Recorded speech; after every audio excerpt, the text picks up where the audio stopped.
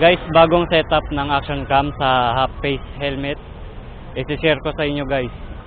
Ang kagandahan dito, kahit hindi siya nakalagay sa waterproof case ang inyong action cam, ay secured siya sa ulan. At saka yung kuha niya para ding nasa full face helmet. Teka lang, tumatagilid.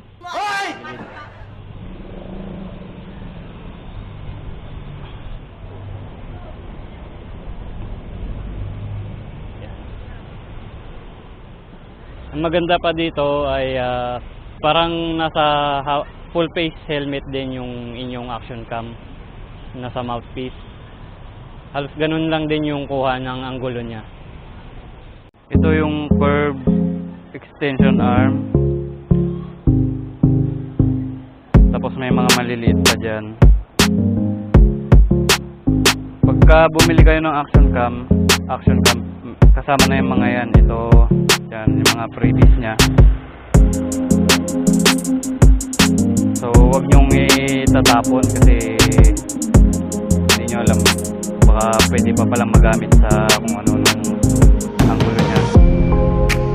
Kasi parang Lego lang yan eh. Parang Lego na pinubuo. Mabibili nyo to kung wala na kayong ganito. Mabibili nyo tong curve extension arm sa Lazada. Type nyo lang yung curve extension arm. Makikita nyo yan, iba-iba. Makikita nyo yan dun. Tapos pati yung itong ganito, kung wala na kayong ganito, makikita nyo lang yan dun.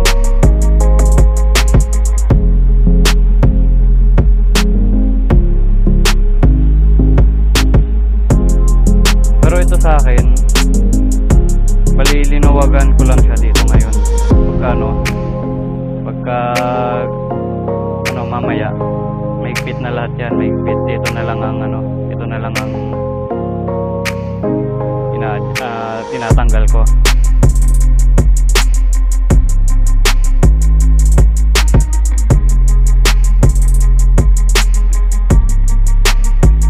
Okay, baba natin yung visor. Yan, secured yung cam sa loob. Tapos baba. So kahit umulan,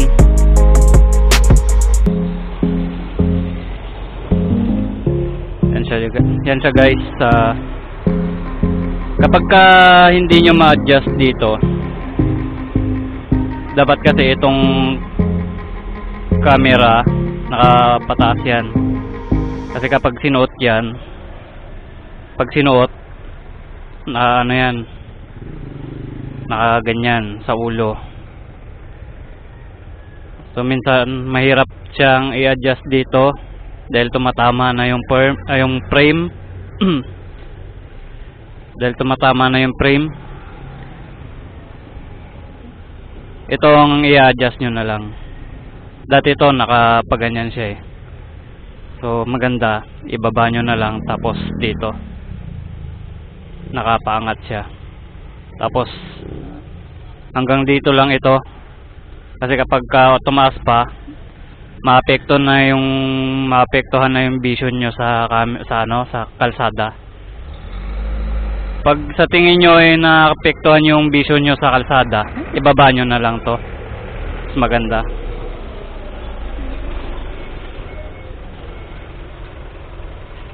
Yan.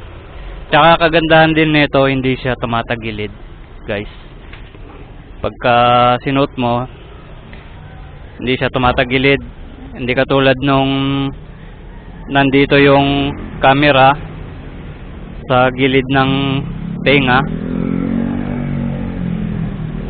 tatagilid yun. Pag suot mo nun, tatagilid yan. Ito hindi. So tignan nyo na lang yung sample ng pagbiyahe ko, yung sample ng ng vision niya sa kalsada, yung angulo ng kuha niya halos parehas lang ng nasa full face helmet. Okay, baba visor. Yan.